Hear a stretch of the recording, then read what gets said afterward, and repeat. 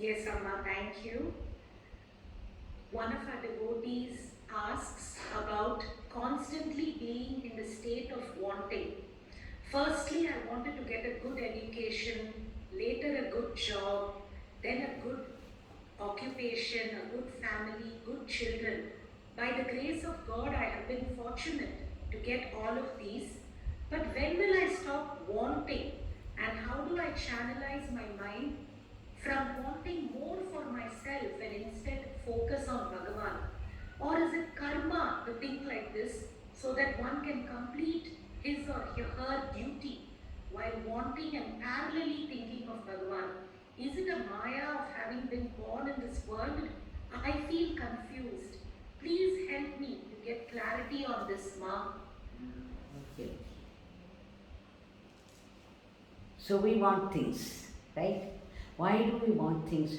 Because we think that we feel happy with them. So basically, we are after happiness, and we think that the external things can give us happiness. External things can give us that happiness. And then you get employed in a good job, and after some time you get bored with that. And then you want a better job and more salary, or you want a different company, and then you say the work atmosphere is not the same here. No, the mind is Maya. So it will keep producing all kinds of temptations. So the thing is, all fundamentally because we are after happiness. There is nothing wrong in that, because by nature we are blissful. Bliss is our very nature. Peace is our very nature. Love is our very nature. This love, peace and joy is the true nature of all of us. Every time we deviate from this, you can be sure that you are coming into the net of Maya. Now you think, why do you feel bad about something? Or why do you have a complaint about something? Because it does not meet your expectation. I get a very brand new phone and the latest, what do you call that, iPhone or something? Oh, then, after some time it becomes old. You don't find the same happiness anymore. You buy the latest car, you go after bungalow, you go after all riches, you go after all this, because you think that your happiness is in them. So you keep on wanting, but there's nothing wrong about it, because this is the way we have all been constituted by God Himself. He has put the Maya in us. He has put the ignorance that our happiness is only in the outside things. And then what does He do? He plays His Leela, He makes you run after them, and after some time you find that it does not meet your happiness. Okay, the happiness came, yes, but it only for a short while, and then you felt very bored, and then immediately you were after something else. So slowly you come to the wisdom that none of this can bring you the happiness that you truly want. And that is when you start deriving happiness from the remembrance of God. You begin to understand that all that you thought security is no more a security. All the riches that you thought were your assets, they are no more your assets. Your remembrance of God alone will come with you in the end. And all the good deeds that you have done, the help that you have rendered without any expectations. Without any expectation, let me repeat. You have helped somebody for simply helping out of humanitarian grounds, because you love. Out of love, you have rushed to help somebody.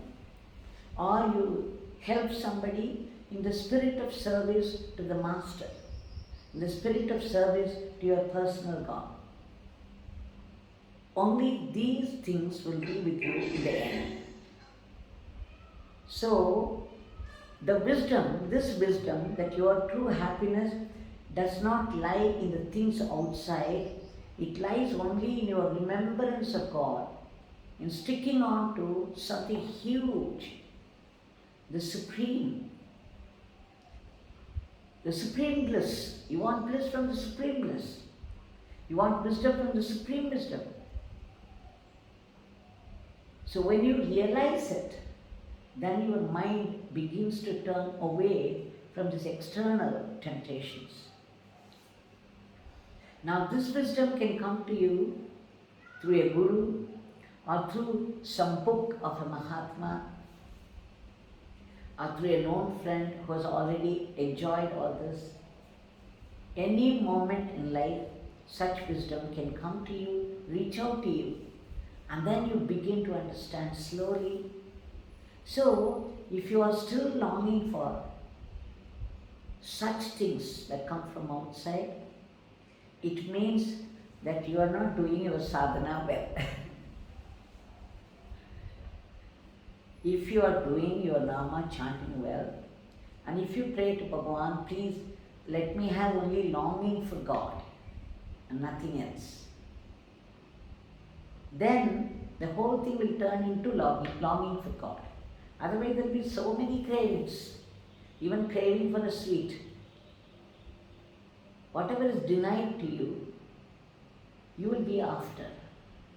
That is the very nature of the human being. That is how we have been constituted. But sometime or the other in life, this huge holy wisdom comes to us through some source. And then you see how your longing for other things will reduce one after the other, will drop off by themselves, and finally you will cling to God, cling to His name.